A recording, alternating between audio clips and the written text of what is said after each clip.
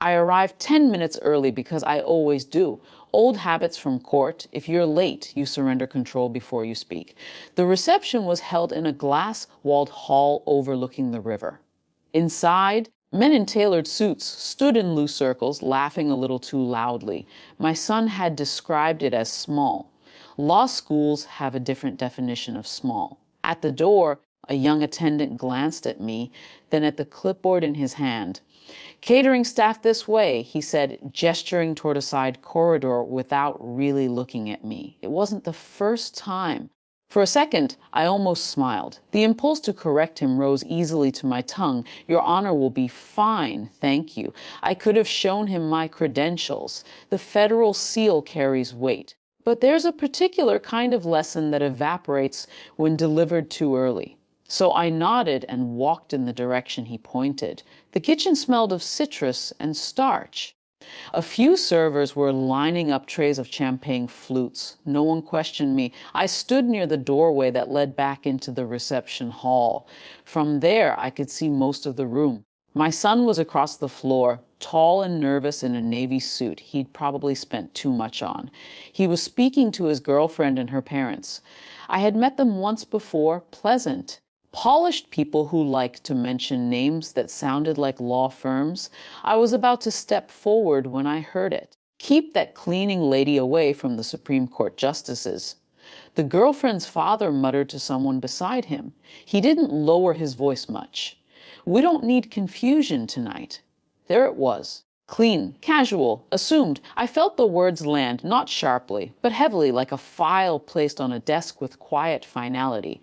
For a brief moment, I considered walking straight across the floor, not to embarrass him, just to interrupt the certainty. But something held me still. I didn't become the youngest federal judge in history by reacting to every slight. Timing matters. Silence, used properly, is not surrender.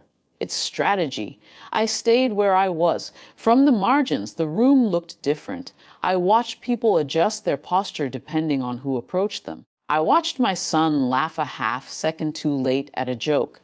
I watched the girlfriend's father scan the room for someone more important to speak to. And I thought about my son. He knew who I was, not just professionally, but fully. He had grown up watching me review case law at the kitchen table. He had fallen asleep to the sound of me dictating opinions into a recorder. He understood that authority is rarely loud. If I stepped in now, I would be defending myself. If I waited, I would be defending something else. The dean entered 20 minutes later. His presence shifted the room in that subtle way power does. Voices softened, bodies angled toward him. He made his way through the crowd with practiced warmth. Then he saw me. He paused mid-conversation. His face brightened with unmistakable recognition, and he crossed the room, not toward the judges clustered near the windows, but toward the catering corridor. "Judge," he said clearly, extending his hand, "I'm so grateful you could make it." The air changed, conversations faltered. A glass clinked too sharply somewhere behind him. The dean continued, his voice carrying just enough. "We're honored to have you here tonight. Your remarks will mean a great deal to our students." I stepped forward into the open space he'd unintentionally created. Across the room, I saw it happen. The recalibration. The girlfriend's father straightened. His expression reorganized itself into something almost pained. "Oh," he said, approaching quickly. There must have been a misunderstanding at the door. There hadn't been. He extended his hand. I took it. His grip was firmer than necessary. "No harm done," I said evenly. And I meant it, though not in the way he hoped. My son reached us then. His eyes moved between us, understanding settling in without explanation. There was embarrassment there, yes, but also something steadier. Relief? Perhaps. Pride. "I was just telling them about your clerkship," he said to his girlfriend's parents, his voice calm. I looked at him. He didn't need rescuing. He needed witness.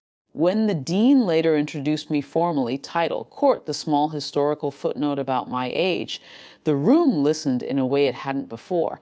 Not because I was louder, because the context had shifted. I kept my remarks brief. I didn't speak about bias directly. I spoke about discipline.